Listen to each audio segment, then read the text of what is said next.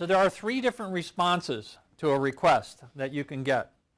The first one is acceptance.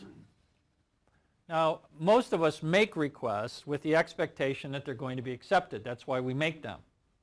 So generally, we are expecting people to accept them. But that's only one possible legitimate response to a request. Another response is a decline. And declines will occur in two different ways. So one form of a decline is a straight, outright, no, I'm not going to do that. So that's an overt decline of the request. You generally, particularly in the Midwest, you don't hear many of those.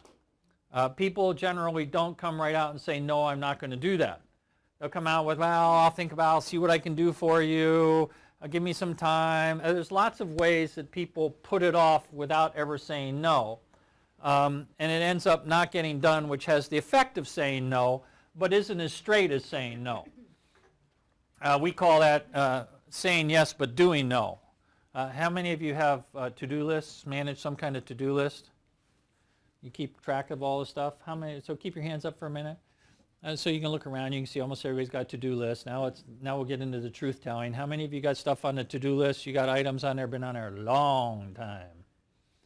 And how many of you got stuff on that to-do list you know is not going to get done? That's this. That's a saying yes and doing no. That's a decline without coming right out and saying, I'm not going to do that. And then if I get asked about it, I can always say, oh, you know, I haven't gotten to that yet. It's on my list. I'll get to it. I just haven't gotten to it yet. The other form is counteroffer. And a counteroffer is any counterproposal. Can you have this for me by Friday? No, I can't have it for you by Friday. I can have it for you by Tuesday. Can you have it by 5 o'clock? No, I can't have it by 5 o'clock. I can have it by 3 o'clock. So counteroffer is any kind of counterproposal to what you've been asked to do. I had a student in my Mastery and Execution class, and he had never, he was from the Dominican Republic, and he didn't know you could counteroffer. He thought that was really interesting. I never heard that you could counteroffer a request. And so he took on, as an experiment, counteroffering the requests he got. And he learned this rather interesting thing. First of all, he said, I now never accept any request without counteroffering it. And so he counteroffers every request, and he found out that generally the people who are asking for stuff don't really know when they want it, or aren't really committed to having it by a particular day. So he could counteroffer for a different day, so it worked in nicely to his schedule, as compared to being at the effect of everybody else's schedule. So counteroffering becomes a viable way of doing things. Now, one thing about decline. People who don't feel free to say no to your face will say no by not doing it. So one of the things that becomes if you track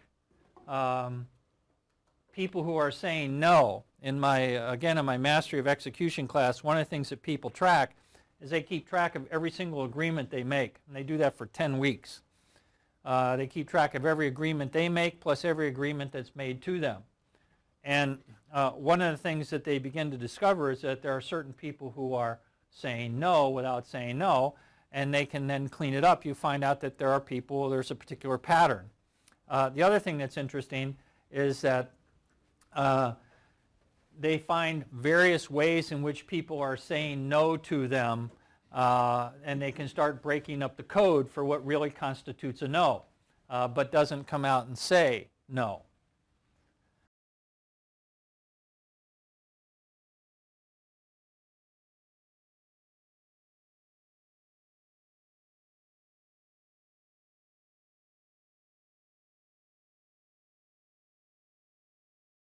A promise is you're actually agreeing to what was asked in the request. So even if whenever you just say yes, like somebody asks, will you pick up a pizza on the way home from work for Patty's slumber party, and you say sure, what you're saying is yes, I will pick up the pizza on the way home. I will approve your proposal for Friday, and I will update you on the status. Those are all promises, those are all agreements, And that's what somebody's held accountable for. If you hold someone accountable for something that's not specified, they will get upset. They may get upset, as Joe pointed out, even if you hold them accountable for what they did agree to, but that creates a different dynamic altogether.